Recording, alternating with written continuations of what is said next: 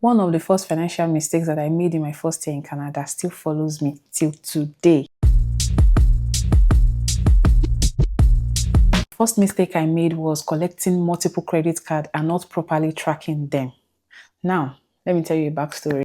When we just got to Canada, we went to the bank, we registered. I think we got our debit card and our credit cards as well. One day we went to Walmart to go and get groceries. There are some sales reps that are usually there. I'm sure people in Canada will be able to relate to this. They told us that they'll give us this Walmart MasterCard. For the first purchase, you would have a discount of $25. And I think for the second purchase, you would have a discount of $20. It was a very good idea.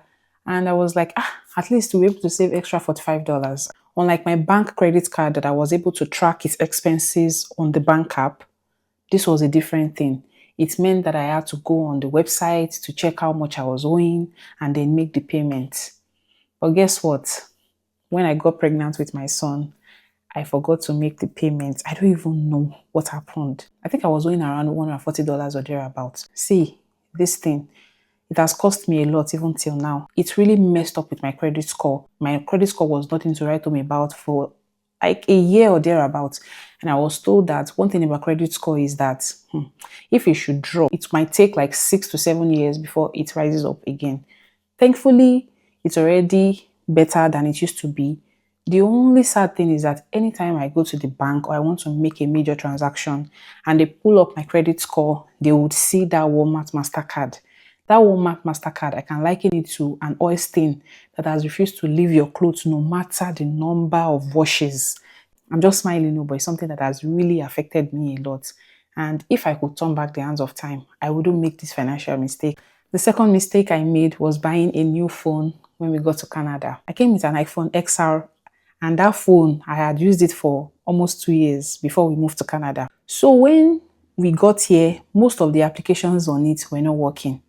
Was it able to make calls? Yes. Was WhatsApp working on it? Yes. But I was like, I've moved to Canada. And when my husband and I discussed, it was like, maybe when I get a job that we should just chill. Thankfully for me, on my birthday, which was around 3 weeks after we moved to Canada, I got a job. So it was on that same day that I went to buy the phone. So I was asked to pay some amount of money because we just arrived. Then I was put on a payment plan. See me, 3 weeks after I got that job, I lost it. I would say that it was not really a good idea because I could have used my husband's phone, which was working then. I could have just been using it for our transactions till I was able to get a phone that I would be able to afford. So what I would advise is that if you know that you're a new immigrant and you have a phone that has been working before you came, you don't need to rush in saying, oh, I want to get a new phone, I want to fit in. That pressure will always be there.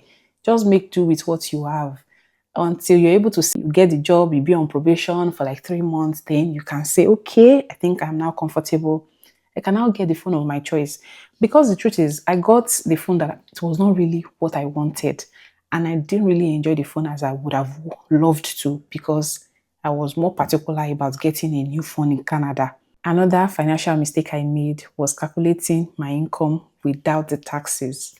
I never knew taxes were a big of a deal until I moved to Canada. Back in Nigeria, I knew we were paying taxes. But I think from my understanding, my income that I knew was getting to my hand, the tax had been subtracted.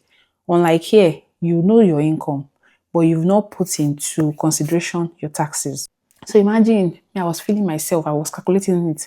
So I was like, big money until when it was payday and I got the shock of my life. That was even one of the reasons why when I got the job I got, I was feeling myself that, I'm going to be rich. I didn't know that by the time your taxes go, the income that was left was nothing to write home about compared to what I had envisaged. So please don't make this mistake.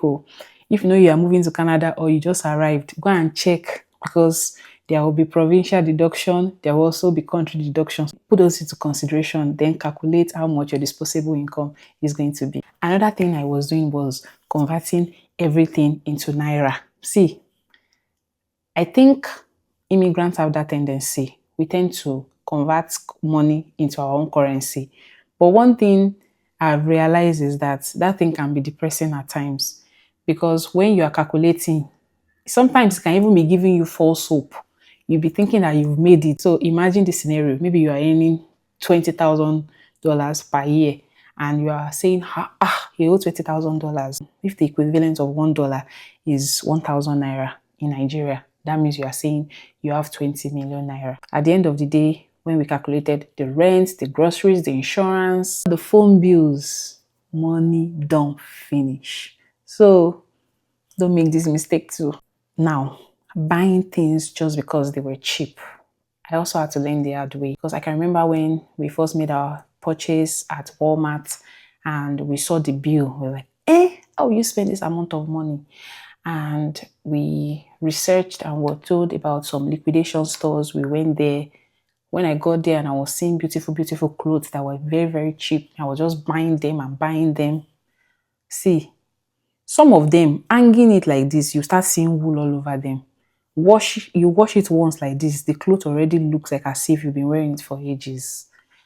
In as much as I'm not against liquidation centers, sometimes cheap is not always cheap in the long run, especially when it comes to our clothing. Some people would say they prefer time capsule wardrobes that, yes, this thing is very expensive, but you can use it for a long period of time. Another financial mistake I made then was waiting too long to shop for winter. Yes, we came in the fall then, but we're thinking that, oh, there's still time. There's still time for us to shop. But guess what? We were deceiving ourselves. So by the time we started going for shopping, we didn't get some sizes of jacket for ourselves and boots. We bought them at a very expensive price. And at the end of the day, some of those jackets we even got were not as thick as what we would have gotten. Even the pepper, because I never knew that there was anything like pepper season.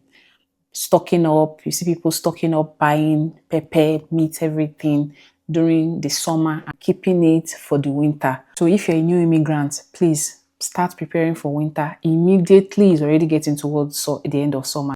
Another mistake I made was overspending on my child's clothes because I had only my daughter at that time. So back in Nigeria, I'll buy shoes, latest shoe for her, latest clothes for her. But here in Canada, that winter period, anything you buy for your child to put on during summer, by the time it's winter and they're unable to put it on, when is the next summer? Some of these things will not size the children again because you know how fast they grow. So for me, it was after winter and I tried to put on these things I bought for my daughter. They were no longer a size. Even me, I added some weight immediately we got to Canada.